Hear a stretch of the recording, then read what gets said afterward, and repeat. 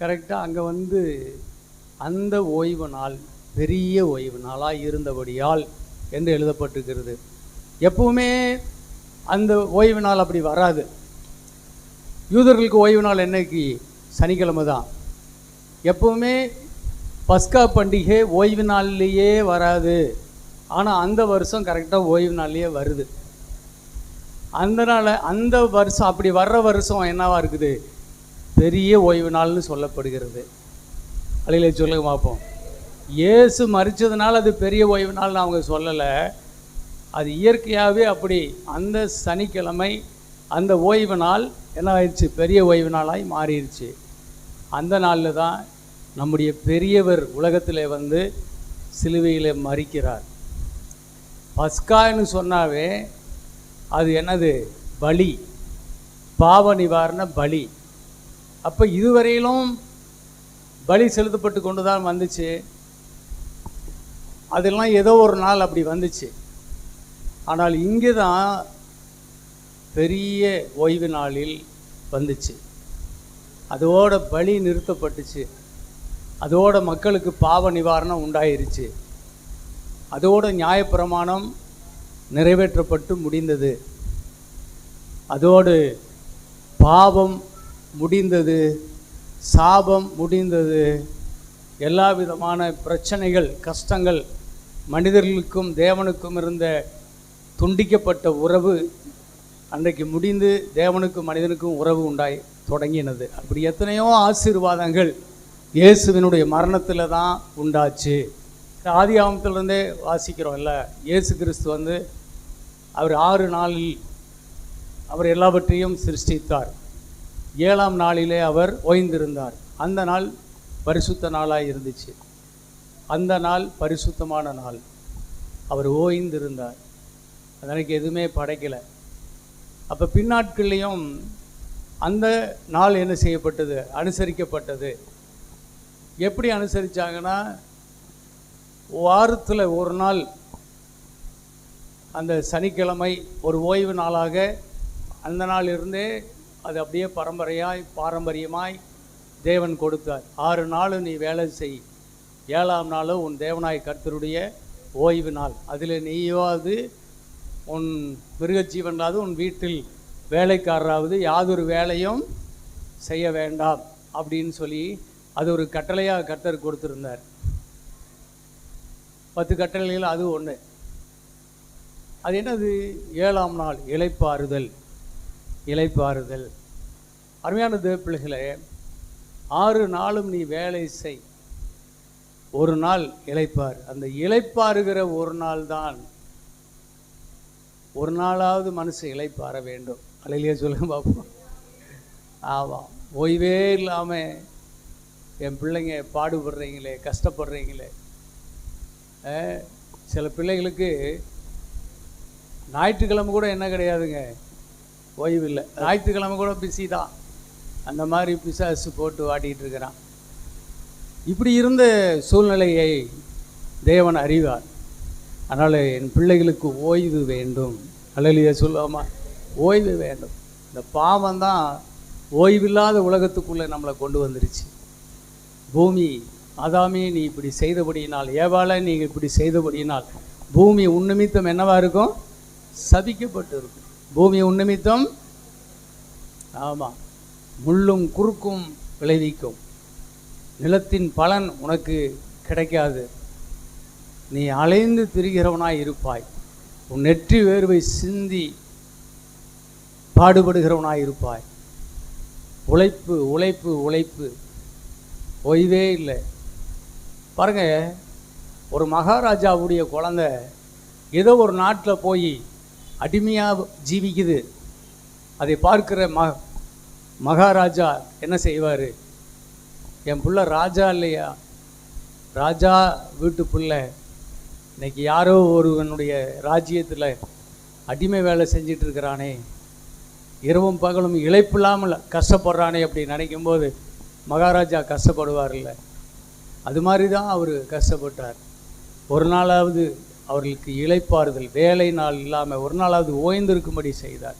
இந்த ஓய்வு நாள் எதை குறிக்குது? ஒரு நாள் உங்களுக்கு ஒரு நிம்மதியான ஓய்வு, ஒரு இளைப்பாறுதல் நாளை நான் உங்களுக்கு கண்டிப்பாக தருவேன் என்பது தான் அதில் சொல்லப்படுகிற ஒரு ரகசியம். அதே போல் கர்த்தர் பூமியிலே மனித அவதாரம் எடுத்து மனுஷனாய் வந்து அவர் சிலுவையிலே பாடுபட்டு மரித்தார். அந்த பெரிய ஓய்வு நாள் யூதரெல்லாம் அதை அனுசரித்தாங்க. அந்த பிலாத்தினுடைய அரண்மனைக்குள்ளே கூட இயேசுவை உள்ளே அனுப்பிட்டு இவங்கெல்லாம் வெளியில் நிற்கிறான். ஏன்னா அவன் ஒரு புறஜாதி, அவன் வீட்டுக்குள்ளே போயிட்டோம்னா இவங்களுடைய ஓய்வு நாள் பரிசுத்தம் கெட்டு போயிடும்னு அப்படி பரிசுத்தத்தை பாதுகாத்தாங்க. அந்த மாதிரி ஆச்சாரங்களை, சடங்குகளை, சம்பிரதாயங்களை ரொம்ப உறுதியாக பின்பற்றக்கூடியவங்க தான் இந்த யூதர்கள். பெரிய ஓய்வு நாள், அதை கடைப்பிடிக்கணும். அதுக்காக அவரை சிலுவையில் அரைஞ்சிட்டு பலி செலுத்திட்டு அதுக்கப்புறம் போய் தான் 3 மணிக்கு மேலே இயேசு மரித்த பிறகு தான் அவங்க வீட்டில் இருக்கிற பஸ்கா ஆட்டுக்குட்டியை அடித்து அவங்க கொண்டாடுறாங்க. ஆனால் உண்மையான பஸ்கா, உலக தோற்றத்துக்கு முன்பாகவே முன்குறிக்கப்பட்ட பஸ்கா, ஒவ்வொரு மனிதனுக்காகவும் தேவனுடைய பிள்ளைகள் ஒவ்வொருவருக்காகவும் தேவனால் முன்குறிக்கப்பட்ட பாவ நிவாரண பலி இயேசு கிறிஸ்து பலியாகிவிட்டார். அவருடைய எலும்புகள் முறிக்கப்படுவதில்லை என்று எழுதியிருக்குது. அதனால் பெரிய ஓய்வு நாளாக இது இருக்கிறதுனால தான் பெரிய ஓய்வு நாள்லாம் பெரிய சனிக்கிழமை. அப்படி இருக்கிறதுனால சடலங்கள் எங்கே இருக்கக்கூடாது, தேசத்தில் மரத்தின் மேலே இருக்கக்கூடாது. உடனே அதை இறக்கிடணும்.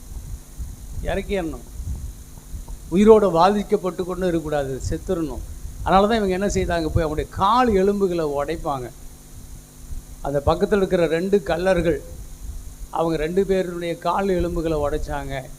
ஆனால் இயேசுக்கிட்ட வரும்போதோ, இயேசு காலை உடைக்கலான்னு பார்க்கும்போது அவர் ஏற்கனவே உயிர் போயிடுச்சு. அவருக்கு பிதாவை நம்முடைய கைகளின் ஆவியை ஒப்பு வைக்கிறேன் 3ஆம் மணி நேரத்தில் அவர் மரிச்சிட்டார்.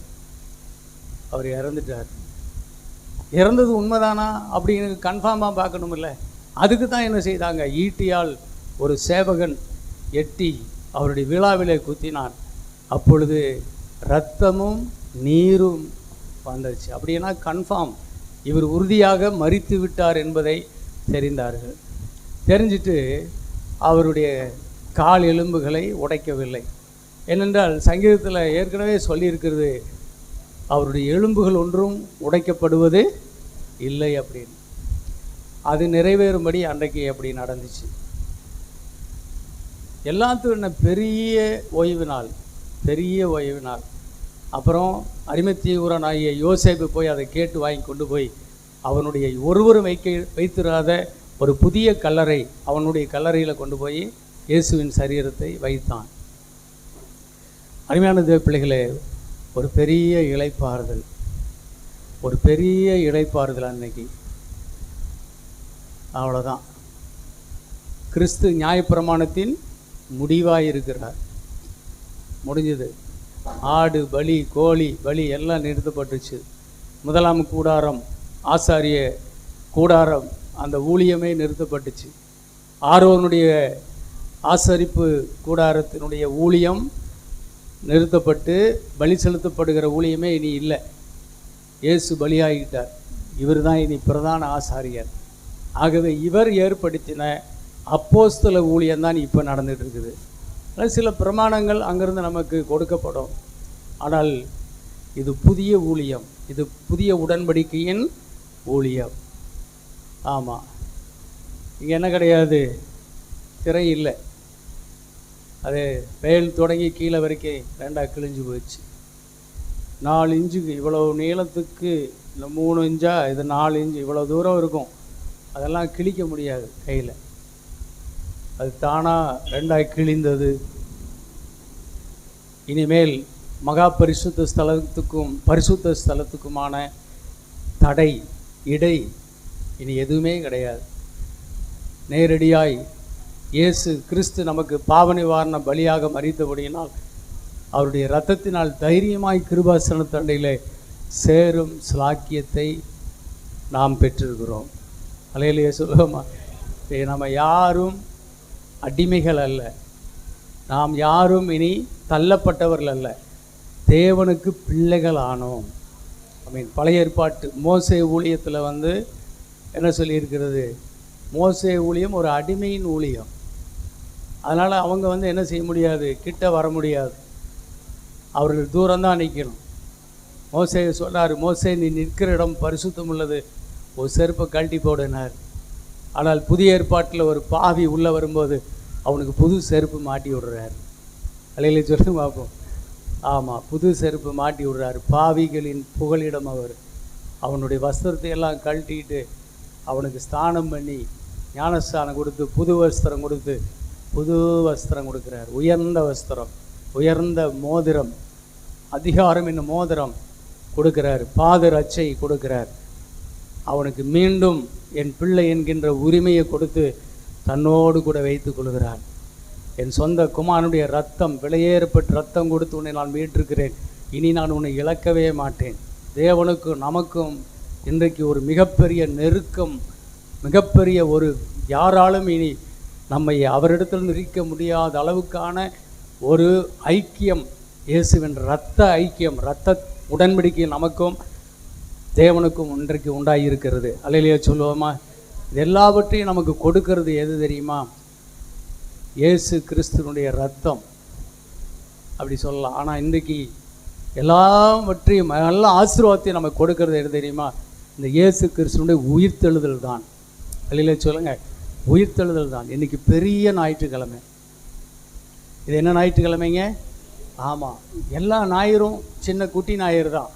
ஆனால் வருஷத்தில் ஒரு ஞாயிறு மட்டும்தான் என்ன ஞாயிறு? பெரிய ஞாயிறு. இனிமேல் வந்து இந்த ஈஸ்டர்னு இனிமேல் சொல்லக்கூடாது. ஈஸ்டருங்கிறது வேறு கதை, அது ஒரு வேறு, நான் இன்னொரு நாளைக்கு சொல்கிறேன். அது நம்ம உச்சரிக்கக்கூடாது. ஸ்தோத்திரம். அது வேறு ஒரு சம்பவத்திலிருந்து வந்த ஒரு பெயர். அதுக்கும் இயேசுவுக்கும் சம்மந்தம் இல்லை. இது பஸ்கா, நம்முடைய பஸ்கா அடிக்கப்பட்ட நாள், நம்முடைய பஸ்கா உயிரோடு கூட எழுந்த நாள். அவ்வளோதான் இது. அல்லேலூயா சொல்ல பார்ப்போம். ஆமாம், நம்முடைய பஸ்கா உயிரோடு எழுந்தார். இது உயிர்த்தெழுந்த ஞாயிறு. இயேசு உயிர்த்தெழுந்த பெரிய ஞாயிறு. அப்படி சொல்லுங்க பார்ப்போம். இயேசு உயிர்த்தெழுந்த பெரிய ஞாயிறு. பெரிய ஞாயிறு இது. யூதர்களுக்கு இது நேற்று பெரிய ஓய்வு நாள். இன்றைக்கி உலகம் முழுவதுக்கும் இது பெரிய ஞாயிறு. அல்லேலூயா சொல்லுங்க பார்ப்போம். பெரிய ஞாயிறு. இயேசு பிறப்பு நமக்கு ரொம்ப முக்கியம்தான். பிறப்பு இல்லைனாக்க அவர் வந்து பிறக்கவே இல்லைன்னா என்ன செய்ய முடியாது? அவர் நமக்கு பாவ மன்னிப்புக்கு வரவே முடியாது. பிறந்ததை எப்படி கொண்டாடுறோமோ அதை காட்டிலும் 1000 மடங்கு, கோடி மடங்கு பெருசாக கொண்டாடப்பட வேண்டிய ஒன்று என்ன தெரியுமா? அவர் நமக்காக பிறந்ததினுடைய நோக்கத்தை நிறைவேற்றின நாள் இருக்குதில்ல, மரித்து உயிரோடு எழுந்த நாள் இருக்குதில்ல, இதுதான் பெரிய பெரிய ஞாயிறு. அல்லேலூயா. இதுதான் பெரிய பண்டிகை. இது பெரிய பண்டிகை. அல்லேலூயா சொல்லுங்க பார்ப்போம். சொல்லுங்கள், இது பெரிய பண்டிகை. இயேசு உயிரோடு எழுந்தது தான் என் வாழ்க்கையில் பெரிய பண்டிகை, கொண்டாடப்பட வேண்டிய ஒரு நாள், குதூகலம் கொண்டாட்டம் நிறைந்த ஒரு நாள். இது ஏன் இந்த உலகம் இன்றைக்கி இயேசுவுக்கு இவ்வளவு உயிர்த்தெழுதலுக்கு இவ்வளவு மகிமை தரதில் எனக்கு தெரியல. ஆனால் தர வேண்டும் என்பது என்னுடைய உள்ளத்தின் ஆழத்திலிருந்து உண்டாகிற ஒரு பொங்குகிற ஒரு பேராசை. அல்லேலூயா. இது உண்மையாகவே ஒரு பெரிய விஷயம் இது. ஏனென்றால் அருமையான தேவ பிள்ளைகளே, இந்த கிறிஸ்துவ வாழ்க்கையினுடைய மையமே என்ன தெரியுமா? 1 கொரிந்தியர் 15ஆம் அதிகாரம் எடுங்க, 13ஆம் வசனத்தை வாசிங்க. மரித்தோரின் உயிர்த்தெழுதல் இல்லாவிட்டால் கிறிஸ்துவும் எழுந்திருக்கவில்லையே. கிறிஸ்து எழுந்திருக்கவில்லை என்றால் எங்கள் பிரசங்கமும் விருதா, உங்கள் விசுவாசமும் விருதா. மரித்தோர் உயிர்த்தெழாவிட்டால் தேவன் எழுப்பாத கிறிஸ்துவை அவர் எழுப்பினார் என்று நாங்கள் தேவனை குறித்து சாட்சி சொன்னதினாலே தேவனுக்காக பொய் சாட்சி சொல்கிறவர்களாகவும் காணப்படுவோமே. மரித்தோர் உயிர்த்தெழாவிட்டால் கிறிஸ்துவும் எழுந்திருக்கவில்லை. கிறிஸ்து எழுந்திராவிட்டால் உங்கள் விசுவாசம் வீணாயிருக்கும், நீங்கள் இன்னும் உங்கள் பாவங்களில் இருப்பீர்கள். கிறிஸ்து மரித்தோரிலிருந்து எழுந்தார் என்று பிரசங்கப்பட்டிருக்க மரித்தோரின் உயிர்த்தெழுதல் இல்லை என்று உங்களில் சிலர் எப்படி சொல்லலாம்? கிறிஸ்து உயிரோடு எழுந்திருக்கவில்லை என்றால் எங்கள் பிரசங்கம் வீண், எங்கள் சாட்சி, எங்கள் ஊழியம் எதுவுமே இல்லை. எல்லாமே கிறிஸ்தவ வாழ்க்கையினுடைய போன், முதுகெலும்பு, ஒரு முக்கியமான ஒரு ஸ்தானம், ஒரு ஸ்தம்பம் எதுன்னா, மையம் எதுன்னு கேட்டிங்கன்னா, இயேசு உயிரோடு எழுந்தது தான். அல்லேலூயா சொல்லுங்கள். இயேசு உயிரோடு எழுதலைன்னா எங்கள் விசுவாசம், எங்கள் ஊழியம் எல்லாமே வேஸ்ட்டு. அருமையானது பிள்ளைகளே, பைபிளை வாசிக்கிறோம். எல்லா காலத்திலும் யாரோ ஒரு சில மேசியாக்கள் போன்ற தலைவர்கள் எழும்பி யூதர்களை ரட்சிக்கிற மாதிரி வருவாங்க. அப்புறம் அதை கண்டறிஞ்சு அந்த ரோமர்கள் என்ன செஞ்சிருவாங்க, அந்த தலைவனை பிடிச்சி அடித்து சிறையில் போட்டு கொன்றுவாங்க. அவனை கொண்டுட்டான்னா அவன் சேகரித்த 400 பேர், 800 பேர், 1000 பேர் கொண்ட அந்த குழு அப்படியே சிதறி ஓடி போயிடும். அப்போஸ்தலர் புத்தகத்தில் நாம் வாசிக்கிறோம். அந்த மாதிரியான காரியங்கள் எல்லாம் எழும்பி இருக்கிறது. தலைவன் கொல்லப்பட்டு விட்டால் போதும், அவ்வளோதான், ஆட்டம் முடிஞ்சுது. அதுக்கப்புறம் யாரும் இருக்க மாட்டாங்க. அதே மாதிரி தான் இயேசுவும், இயேசு மரிக்க மாட்டார். அவர் மரிப்பேன் மரிப்பேன் மரிப்பேன் அவர் சொல்லிட்டு இருந்தாலும் கூட, பாவியில் கையில் ஒப்பு கொடுக்கப்பட்டு அவர் சிலுவையில் அறையப்பட்டு கொலை செய்யப்படுவார் என்று சொல்லிக்கிட்டே இருந்தாலும் கூட சீசர்கள் யாருமே அதெல்லாம் நம்பலை. பேதுரு கூட சொல்கிறான், ஆண்டவரே என்னது இதெல்லாம் இப்படி நடக்கக்கூடாது, இப்படியெல்லாம் பேசாதீங்க அப்படின்னு தடுக்கிறதை பார்க்கிறோம். இயேசு சொன்னார், அப்பாலே போசாதானே, தேவனுக்கு சித்தமானதை சிந்தியாமல் நீ மனுஷருக்கு ஏற்றவைகளை சிந்திக்கிறாய், அப்பாலே போ பிசாசேன்னு பேதுருவை கூட கடிந்து கொண்டார். எந்த சீசர்களும் இயேசு சிலுவையில் அறையப்படுவதை, சாகுவதை, கொல்லப்படுவதை யாருமே விரும்பலை. உலகத்தில் எவனுமே விரும்பலை. ஆனால் யாரும் விரும்பாத ஒன்று எது, அது என்ன செய்ய, நடந்து முடிஞ்சிருச்சு. எப்படியாச்சும் இவர் தப்பிச்சு வந்துடுவாருன்னு தான் நினச்சிட்டு இருந்தாங்க. தப்பிக்கவே இல்லை. அவர் தப்பிச்சே போகல. மயிர் கத்திரிக்கிறதுக்கு நிற்கின்ற ஒரு ஆட்டை போல் அவர் இருந்தார். அப்படியே சத்தமிடாமல் இருந்தார். அவர் வையப்படும் போது பதில் வையலை. அவர் பாடுபடும் போது பயமுறுத்தலை. அப்படியே தன்னை ஒப்பு கொடுத்து கீழ்ப்படிந்து இருந்தார். அல்லேலூயா சொல்லுவோமா? ஆமென். மரண பரியந்தமும் கீழ்ப்படிந்தார். இப்படி தான் மரிக்கணும்னு பிதா சொல்லியிருந்தார். அவரை பற்றி எழுதியிருக்கிறது. அது அப்படியே நிறைவேற்றி முடியும் வரைகளும் அப்படியே தன்னை ஒப்பு கொடுத்திருந்தார். செத்து போயிட்டார்.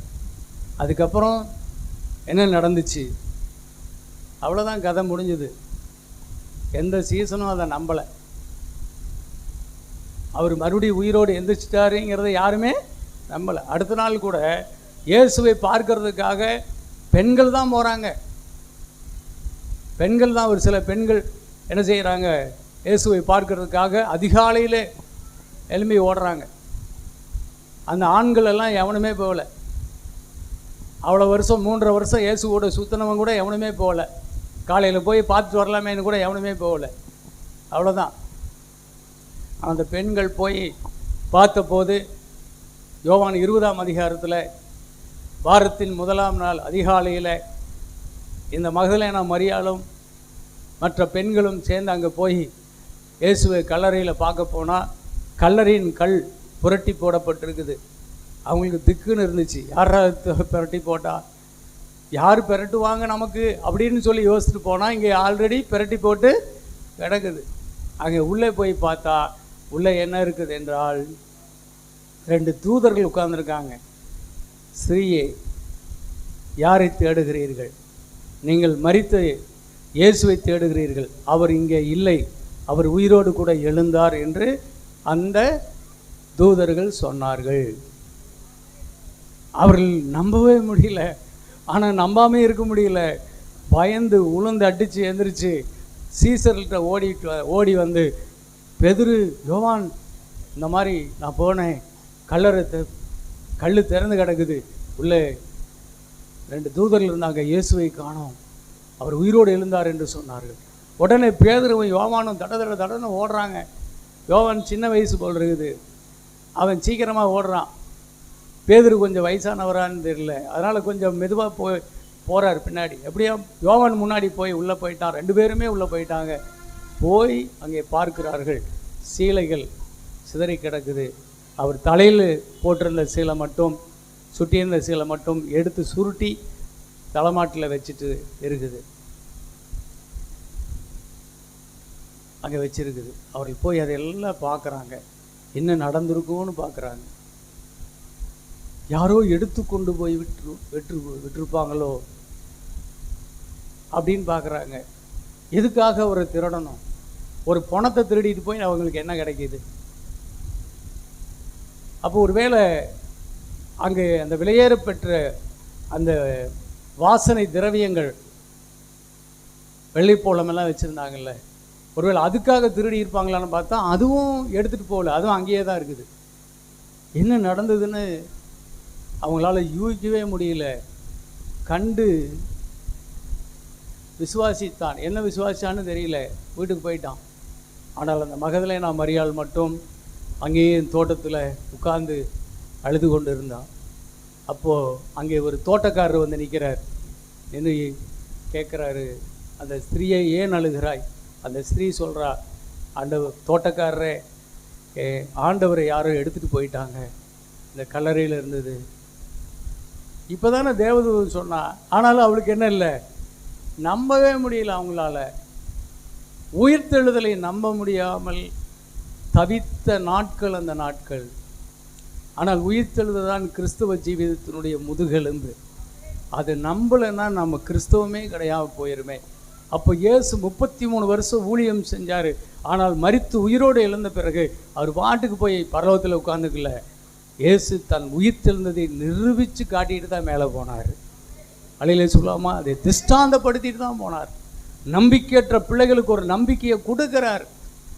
அவளை அழுகிறா, யாரோ எடுத்துகிட்டு போயிட்டாங்க, தோட்டக்காரரை உங்களுக்கு தெரிஞ்சா சொல்லுங்கள், நான் போய் எடுத்துக்கிறேன்.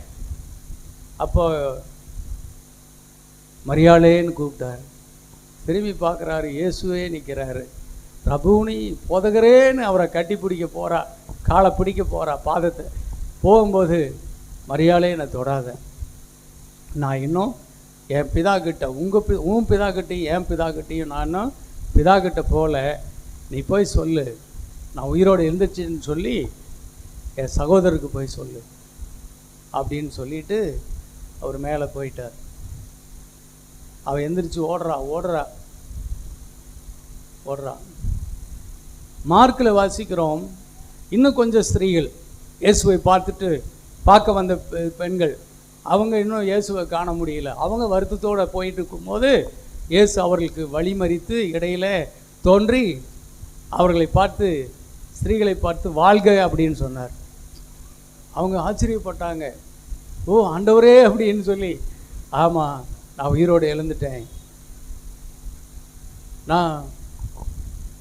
நீ போய் சொல்லு, என் சகோதரருக்கு சொல்லுங்கள், அவங்கள கலிலேயாவில் போய் இருக்க சொல்லுங்கள், நாங்கள் அவங்கள சந்திப்பேன்னு போய் சொல்லு அப்படின்னு சொல்லி அந்த பெண்களுக்கு சொல்லி அனுப்புகிறார். இவங்கெல்லாம் அங்கே ஓடி போய் சொல்கிறாங்க.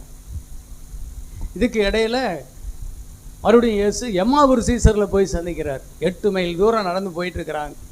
அவங்களோட போய் சேர்ந்துக்கிட்டு, என்னப்பா சோகமாக இருக்கிறீங்க, என்னையா சோகமாக இருக்கிற, இப்படி கேட்குற, இந்த நாட்டில் நடந்த சம்பவம் உனக்கு தெரியாதா? நஸ்ரேயனாகிய இயேசுன்னு ஒருத்தர், அவர் தான் எங்களை எல்லாம் ரட்சிப்பார்னு நாங்கள்லாம் நம்பியிருந்தோம். அவரை பிடிச்சி இந்த யூதர்கள் என்ன செஞ்சிட்டாங்க, சிலுவையில் அரைஞ்சு கொலை பண்ணிட்டாங்க. அவருக்கு வாக்கிலும் வல்லமையிலும் நிறைந்த தீர்க்கதரிசி, வல்லமையுள்ள தீர்க்கதரிசியாக இருந்தார். அவர் தான் எங்களை ரட்சிப்பார் நம்பியிருந்தோம், அவர் கொலை செஞ்சிட்டாங்க அப்படின்னு வேதனையாக சொன்னாங்க. அப்போ சொன்னார், அவர்கள் விலக்கி காண்பித்தார். மோசேயினுடைய நியாயப்பிரமாணங்களிலும் சங்கீத புஸ்தகங்களிலும் அவரை குறித்து எழுதியிருக்கிற தீர்க்க தரிசன வசனங்களை எல்லாம் அவர்களுக்கு விவரித்து காட்டிக்கிட்டே வந்தார். அவர்கள் இருதயம் கொழுந்து விட்டு எரிஞ்சது. அவர் மரிப்பார், உயிரோடு எழுவார் என்று சொல்லியிருக்கிறதே சொல்லி கொடுத்தார். அதுக்கு பிறகு வழிபோக்கர் போல விலகும் போது அவங்கள வீட்டுக்கு கூப்பிட்றாங்க. இந்த இருட்டில் எங்கேயா போகிறீங்க, வாங்க, சாயந்தரம் ஆயிடுச்சே, நீங்கள் உள்ளே வாங்க அப்படின்னு கூப்பிடும்போது சரின்னு உள்ளே போகிறார். அவங்களுக்கு சாப்பாடு பரிமாறுறாங்க. அவர் அப்பத்தை எடுத்து அதை ஆசீர்வதித்து அதை பிற்கும்போது அவர்கள் கண்டுபிடிச்சிட்டாங்க, அந்த ஸ்டைல் இருக்குல்ல, அது இயேசுவின் ஸ்டைலு. அதை பார்த்தாங்க. ஐயோ, இது எங்கள் ஆண்டவர் இயேசு அல்லவா இப்படி பண்ணுவார்னு பார்க்கும்போது அப்படியே சிரிச்சுக்கிட்டு இயேசு அவரை வெளிப்படுத்துகிறார். அல்லேலூயா. அப்படியே அவர்கள் கண்களுக்கு முன்பாக அவர் மறைந்து போய்விட்டார். அப்போ அடித்து எழுந்திரிச்சாங்க. ஐயோ, அவர் உயிரோடு எழுந்துட்டாரு, மரித்த இயேசு கல்லறையில் இல்லை, அவர் உயிரோடு எழுந்துட்டாரு. அவர் வழியில் நம்மோட பேசிட்டு வரும்போதே அவர் தான் நமக்கு தெரியாமல் போயிடுச்சே. அவர் பேசிட்டு வரும்போதே நம்முடைய உள்ளமெல்லாம் கொழுந்து விட்டு எரிஞ்சுதே, நமக்கு தெரியாமல் போச்சே. ஐயோ, அவர் இருக்கிறாரு, உயிரோடு இருக்கிறாரு அப்படின்னு சொல்லி திரும்பவும் 8 மைல் தூரம் ஓடுறான்.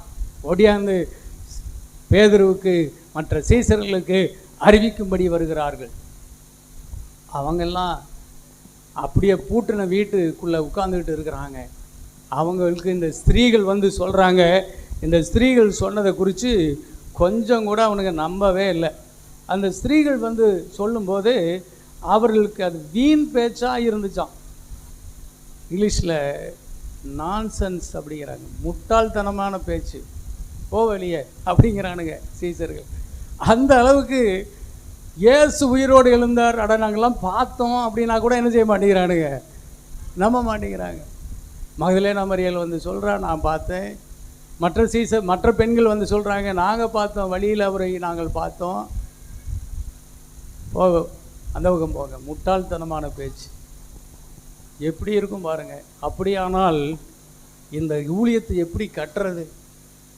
நம்பி இந்த இயேசு உயிரோடு எழுந்தார் என்பதை நம்பி ஊழியம் செய்வாங்கன்னு நம்பி இருக்கிற இயேசுவை, அவர் பேச்சை கேட்டுக்கிட்டு இருந்தவங்க, அவர் அதிசயங்களை கண்டவங்க இப்போ என்ன செய்ய மாட்டேங்கிறான், உயிர்த்தெழுதலை விசுவாசிக்க முடியல. இப்போ எம்மாவூர் சீசர்களும் ஓடி வராங்க. அவங்க வந்து சொல்கிறாங்க, அருமையான தேவ பிள்ளைகளே, அவர்கள் சொல்லுவதையும் அவர்கள் கேட்டு நம்ப முடியாமல் திகைத்தாங்க. அவங்களுக்கெல்லாம் ஒரு பெரிய இது என்ன தெரியுமா, இயேசு யார், அவர் எங்களோட இருந்தவர். எங்காச்சும் ஜெபம் பண்ண போனால் கூட பேதுரு, யோவான், யாக்கோபு 3 பேரும் வாங்க அப்படின்னு எங்களை தான் ஸ்பெஷலாக கூட்டிகிட்டு போவார்.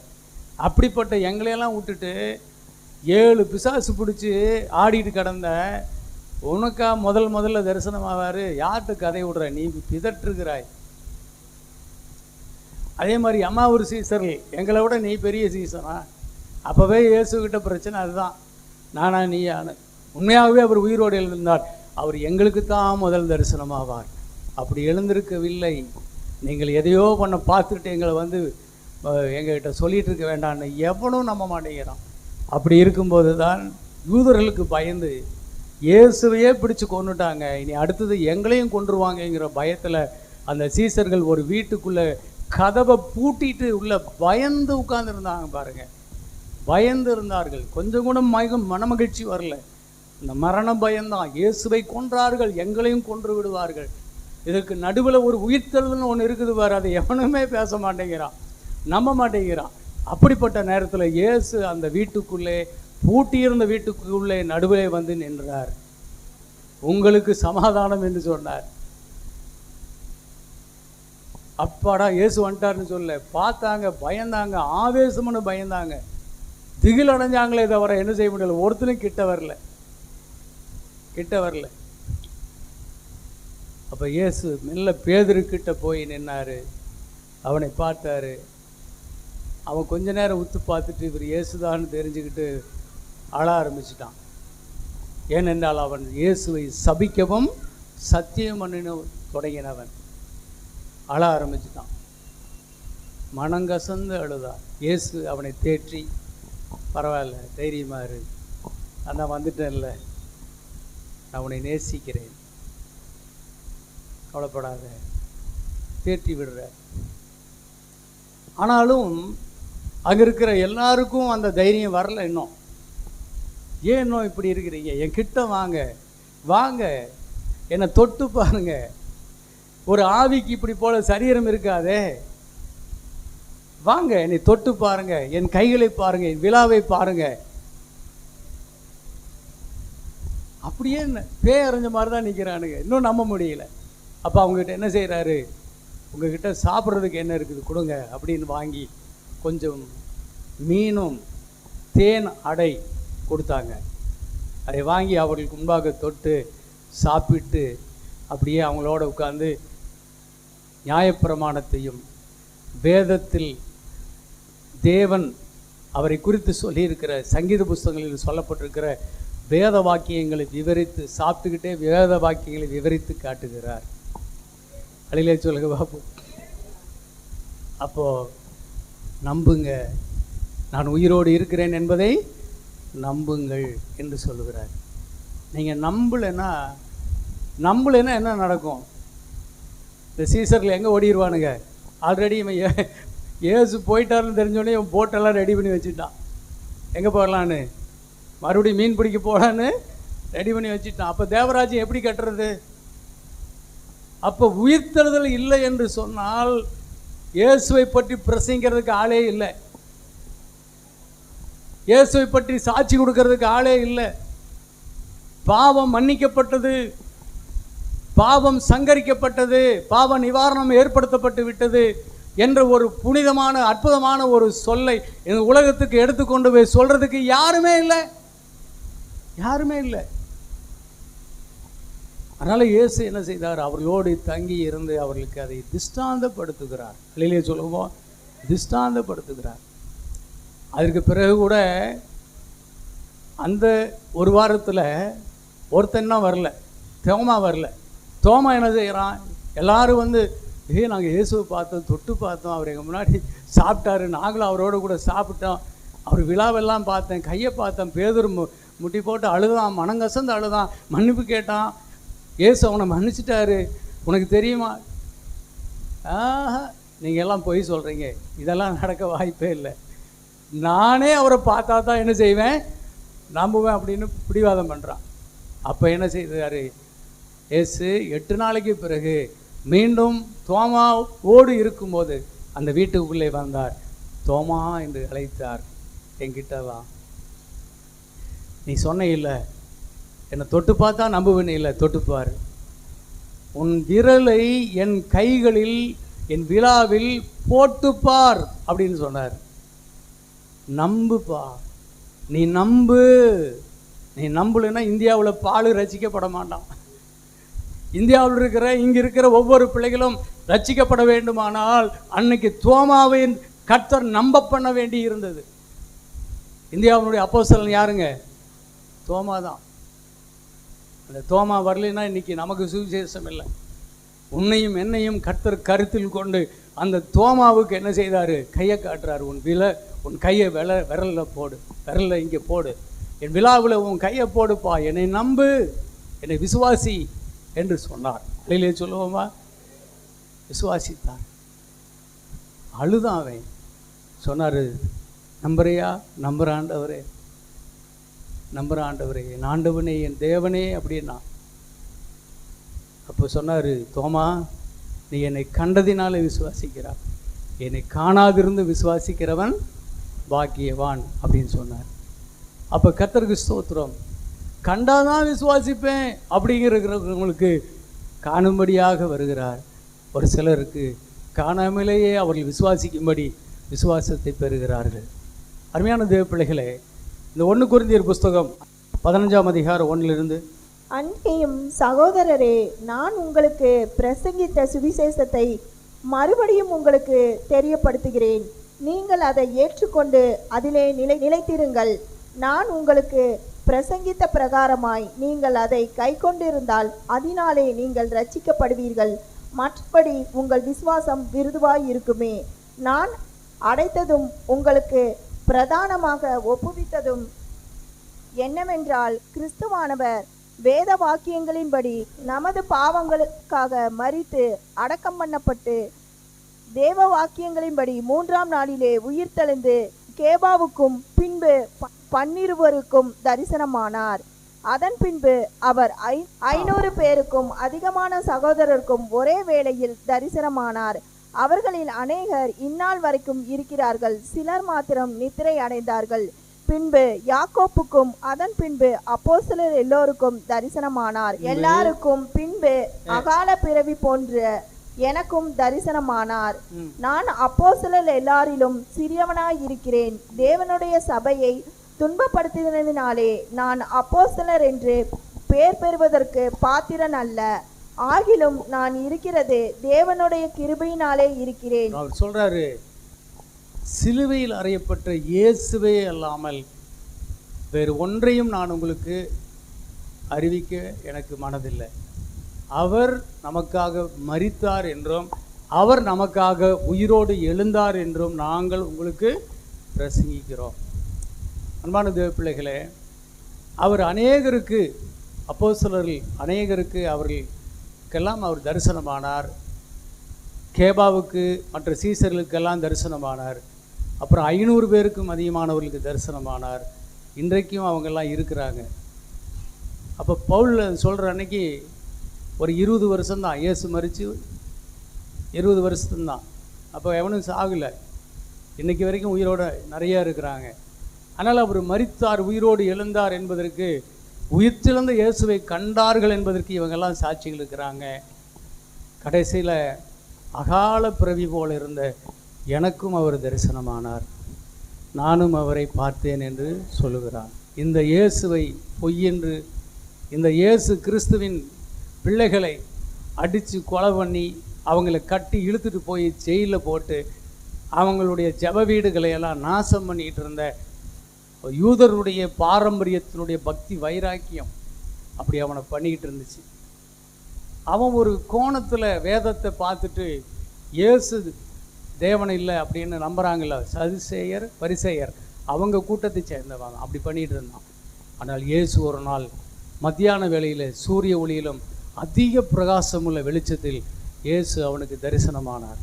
அந்த ஒளியை கண்டவுடன் அவன் தரையில் விழுந்தான். அவனுடைய கண்கள் குருடானது. அவன் கைலாவு கொடுக்கிறவர்களை தேடினான். ஐயோ, யாராவது எனக்கு உதவி செய்யுங்களே, கண்ணு தெரியலன்னு தடுமாறினான். அந்த நேரத்தில், சவுலே சவுலே, ஏன் என்னை துன்பப்படுத்துகிறாய் என்று வானத்திலிருந்து ஒரு சத்தம் உண்டாயிற்று.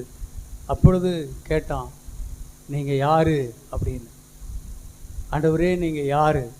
நீ துன்பப்படுத்திட்டு இருக்கிற இயேசு நானே என்று சொன்னார். நீ முள்ளில் உதைக்கிற உனக்கு கடினமாக இல்லையா அப்படின்னு கேட்டார்.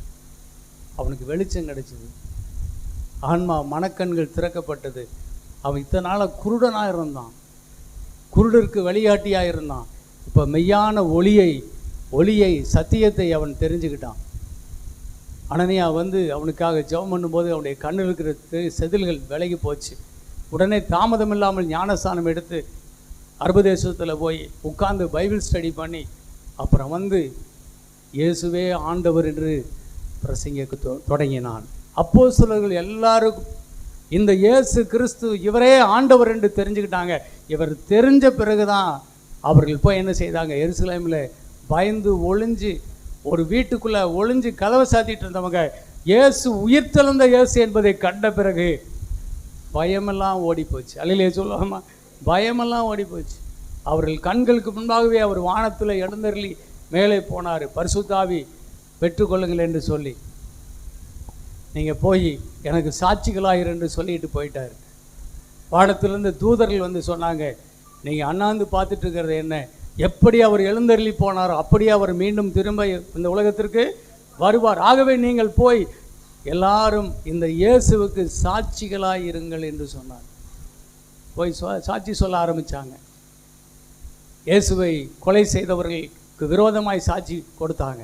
அண்ணா, காய்பாய், ஆசாரிய சங்கம், அந்த கொலைகார சதுசேயர் பரிசேயர்கள், அந்த ரோம பேரரசுக்கு விரோதமாய் அவர்கள் சாட்சி கொடுத்தார்கள். ஜீவாதிபதியை நீங்கள் கொலை செய்தீர்கள், தேவன் அவரை மரித்தோர்ந்து எழுப்பினார், அதற்கு நாங்கள் சாட்சிகள் என்று சொன்னார்கள். அல்லையிலே சொல்லுவோமா? ஆமாம், உயிர்த்தெழுந்தார், இயேசு உயிர்த்தெழுந்தார் என்று பலமாய் ரூபிக்கப்பட்ட இயேசு கிறிஸ்துவை அவர்கள் பலமாய் நிரூபித்து காட்டினார்கள், சத்தமிட்டு சொன்னார்கள். அவர்கள் எல்லார் மேலும் கொலைப்பழி விழுந்துச்சு, குற்றப்பழி விழுந்துச்சு, நடுங்கினார்கள். நாங்கள் கொலை செய்த இயேசு தேவன் அவர் உயிரோடு எழுப்பிட்டாரா? அப்படியானால் அவர் யாரு? அவர் தேவகுமாரனா? நாங்கள் அறியாமல் தேவகுமாரனையே நாங்கள் கொன்று விட்டோமா? ஆண்டவன்மாரே, நாங்கள் என்ன செய்ய வேண்டும் என்று பதறினார்கள். அப்போதான் சொன்னாங்க, நீ பயப்பட வேண்டாம், நீங்கள் சிலுவையில் அறைந்து கொலை செய்த அந்த இயேசுவையே தேவன் உங்களுக்கு ஆண்டவரும் இரட்சகருமாக கொடுத்திருக்கிறார். நீங்கள் அவரை விசுவாசியுங்கள், நீங்கள் ஞானஸ்தானத்தை பெற்றுக்கொள்ளுங்கள், நீங்கள் பரிசுத்தாவியை பெற்றுக்கொள்வீர்கள், நீங்கள் அந்த மாறுபாடுள்ள சந்ததியை விட்டு விலகி நீங்கள் வேறு விட்டு வாழுங்கள், நீங்கள் கர்த்தருடைய பந்தியை பின்பற்றுங்கள் என்று சொல்லி அவர்களுக்கு சொன்னார்கள். உடனே அப்படியே கீழ்ப்படைந்தார்கள். அன்றைய தினம் 3000 பேர் ரட்சிக்கப்பட்டார்கள். அல்லையிலே சொல்லுவோமா? அடுத்த நாள் 5000 பேர் ரட்சிக்கப்பட்டார்கள். பலமாய் ரூபிக்கப்பட்ட தேவகுமாரன். அவள் சொல்கிறாள், நாங்கள் கண்ணால் கண்டது, காதால் கேட்டது, கையால் தொட்டதுமான ஜீவ வார்த்தையை குறித்து நாங்கள் பிரசங்கிக்கிறோம். அவர் மரித்தார், மரித்தோரிலிருந்து அவர் உயிரோடு கூட எழுந்தார். அவர் எழுந்தார் என்பதே ஜெயகம்பீரமான வார்த்தை. அல்லேலூயா. அவர் ஜீவிக்கிறார். இதுவரையிலும் உலகத்தில் மரித்தவன் உயிரோடு எழுந்ததில்லை. எழுந்தவன் எல்லாம் மறுபடியும் செத்து போயிருக்கிறான். இயேசு உயிரோடு எழுப்பினவர் கூட நிறைய பேர் எல்லாமே செத்து போயிட்டான். ஆனால் இந்த இயேசு, மரித்த இயேசு இனி மரிப்பதே இல்லை. மரணம் அவரை இனி தடுத்து நிறுத்துவது இல்லை. மரணம் இனி அவரை மேற்கொள்வதில்லை. மரணத்தையும் சாவையும் பேயையும் நோயையும் ஜெயித்தவராய் அவர் எழுந்திருக்கிறார். பெரிய பாக்கியங்க, பெரிய பாக்கியம். பலன் என்ன தெரியுமா? நாம் எல்லாம் தேவனுடைய பிள்ளைகள் ஆகிறோம் விசுவாசத்தினாலே. அழிலே சொல்லுங்க பார்ப்போம். தேவனுடைய பிள்ளைகள் ஆகிறோம். அந்நியரும் பரதேசிகளுமாய் இருந்த நாம் இன்னைக்கு தேவனுடைய வீட்டாராய் அவரிடத்திலே சேர்கிறோம். அவருடைய பரிசுத்த குடும்பத்திலே நீங்களும் நானும் மெம்பராக மாறுகிறோம். ஆமாம், கொஞ்சம் தவறி இருந்தா, இயேசு மாத்திரம் அதை செய்யாமல் இருந்தா, யூதாஸ் காரியத்தை போல பிசாசுக்கு கீழ்ப்படிந்து மரித்து போனால் நரகம் என்ற நித்திய ஆக்கினைக்குள் போக வேண்டியவர்களை கர்த்தர் மீட்டு நித்திய பரலோகத்துக்கு கர்த்தர் சேர்த்து விட்டார்.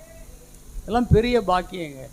உயிர்த்தெழுதல்னாங்க நமக்கு இவ்வளோ பெரிய கோடான கோடி பரிசு லாட்ரி விழுந்த மாதிரி இன்னைக்கு. அல்லையிலே சொல்லி பார்ப்போம். ஆமாம், கோடிக்கணக்கான பணம் லாட்ரியில் விழுந்தா கூட அவ்வளவு சந்தோஷம் வராது. அவ்வளவு பெரிய மகிழ்ச்சியை, அவ்வளவு பெரிய ஆசீர்வாதங்களை இயேசுவினுடைய மரணம் இன்றைக்கு நமக்கு கொடுத்திருக்கிறது. அப்படி உயிர்த்தெழுதல் நமக்கு கொடுத்திருக்கிறது. அல்லேலூயா. உயிர்த்தெழுதல் நமக்கு கொடுத்திருக்கிறது. எபிரேயர் 7ஆம் அதிகாரம் 25 சொல்லியிருக்கிறது, அவர் உயிரோடு இருக்கிறபடியினால் அவர் நம்மை முற்றம் முடிய ரட்சிக்க வல்லமை உள்ளவராக இருக்கிறார். அல்லேலூயா சொல்லுங்க பார்ப்போம். ஆமீன். அப்படி உயிர்த்தெழுதலினால் நமக்கு உண்டாகிற நன்மை முற்றம் முடிய நம்மை ரட்சிக்க வல்லவர். அவர் சொன்னார், உலகத்தின் முடிவு வரைந்த நானும் நீ உங்களோடு கூடவே இருக்கிறேன், உங்களை விட்டு நான் விலகுவதும் இல்லை, உங்களை கைவிடுவதும் இல்லை. ஆகவே நான் உங்களோடு உயிரோடு இருக்கிறபடியினால் நான் முற்றம் முடிய உங்களை ரட்சிப்பேன். யாரையும் நம்பாதீங்க, கர்த்தரை நம்புங்க. அல்லேலூயா சொல்லுங்க பார்ப்போம். எல்லாரும் கைவிட்டுருவான் உலகத்தில், இயேசு மாத்திரம் கைவிடவே மாட்டார். ஆமீன். கருணை உள்ள கர்த்தர், உனக்காகவே, நம் ஒவ்வொருவருக்காகவும் மரித்தவர், உனக்காக மரித்தவர், எனக்காக மரித்தவர், அவர் கைவிடவே மாட்டார். அடுத்தது ரோமர் 8:11 சொல்கிறது, சாவுக்கு ஏதுவான, அவர் உயிர்த்தெழுந்தபடியினாலே சாவுக்கு ஏதுவான நம்முடைய சரீரங்களை எல்லாம் அவர் உயிர்ப்பிப்பார். அல்லேலூயா சொல்லுங்க பார்ப்போம். நம்முடைய சரீரங்களுக்கெல்லாம் ஒரு உயிர்மீச்சி உண்டாயிருக்கிறது. ஆகவே சோத்திரம். நோயிலும் பேயிலும் அவதிப்பட்டுக்கிட்ட, வறுமையிலும் கஷ்டத்திலும் தரித்திரத்திலும் தாகத்திலும் பசியிலும் இருந்த இந்த சாவுக்கு ஏதுவான சரீரங்களை தேவனை இனி உயிர்ப்பிக்கிற தேவனாயிருக்கிறார். அல்லேலூயா சொல்லியிருக்க பார்ப்போம். ஆமீன். சோத்திரம். இம்மையிலும் நமக்கு சரீரத்தில் மீட்பு இருக்கிறது. அப்புறம் நம்ம மரித்து போகும்போதும் நிச்சயமான மீட்பை தேவன் கொடுத்து நம்மை பரலோகத்திலே சேர்த்து கொள்வார். அல்லேலூயா சொல்லியிருக்க. எபேசியர் 2:1 சொல்கிறது, அக்கிரமங்களினாலும் பாவங்களினாலும் மரித்தவர்களாக இருந்த உங்களையும் என்னையும் அவர் உயிர்ப்பித்திருக்கிறார். அப்படி உயிர்த்தெழுதல் என்ன செஞ்சிருக்குது? அக்கிரமத்தில் பாவத்தில் இருந்த என்னையும் உங்களையும் உயிர்ப்பித்திருக்கிறார். மார்க் 16:18 சொல்லுது, அவர் உயிரோடு இருக்கிறார் என்று விசுவாசிக்கிறபடியினால் விசுவாசிக்கிறவர்களால் நடக்கும் அடையாளங்கள் என்ன? அவர்கள் பிசாசுகளை துரத்துவார்கள், நவமான பாஷைகளை பேசுவார்கள், வியாதியஸ்தர் மேல் கைகளை வைப்பார்கள், அப்பொழுது அவருடைய வியாதி அவர்களை விட்டு விலகும். சாவுக்கு ஏதுவான யாதொரு விஷம் கூட உங்களை சேதப்படுத்த முடியாது. வரங்களை கொடுத்திருக்கிறார். அல்லேலூயா. அவருடைய உயிர்த்தெழுதல் தான் நமக்கு இந்த வல்லமைகளை கொடுத்திருக்கிறது. சர்ப்பங்களை, தேள்களை மிதிக்க, சத்துருடைய சகல வல்லமை மேற்கொள்ள நமக்கு அதிகாரம் கொடுக்கப்பட்டிருக்கிறது. ஒன்றும் உங்களை மேற்கொள்ள மாட்டாது. உயிர்த்தெழுதல் நமக்கு கொடுத்திருக்கிற வல்லமை, அதிகாரம். 1 கொரிந்தியர் 15:3 அவர் உயிரோடு எழுந்தபடியினால் நாம் பாவங்களிலிருந்து மன்னிக்கப்பட்டிருக்கிறோம். 1 கொரிந்தியர் 15 நம்ம வாஸ்தம் இல்லையா? அவர் உயிரோடு எழாவிட்டால் நாம் நம்முடைய பாவங்களிலேயே செத்து போயிருப்போம். அவர் உயிரோடு எழுந்தபடியினால்தான் பாவம் செத்தது, நாம் உயிர் கொண்டோம். அல்லேலூயா சொல்லுவோமா? ஆமீன். இனி பாவம் நம்மை ஆளாது. கிருபை, தேவனுடைய கிருபை, இரக்கம், அவருடைய ரத்தம், அவருடைய உயிர்த்தலின் வல்லமை தான் நம்மை ஆளும். பாவம் இனி ஆளுவதற்கு வல்லமையே கிடையாது. பாவம் இல்லை, பாவம் நம்மை மேற்கொள்ளவே முடியாது. அவ்வளோதான். 6வது 1 பேதுரு 2:25 சொல்லுது, அவர் நமக்கு புது வாழ்வையை நமக்கு கொடுத்திருக்கிறார். அழிவில்லாத வாழ்வு. அவருடைய திவ்ய வசனத்தினாலே, அவருடைய உயிர்த்தெழுதலின் வார்த்தை, வல்லமையுள்ள வார்த்தையினால், வசனத்தினால் நம்மை ஜெனிப்பித்து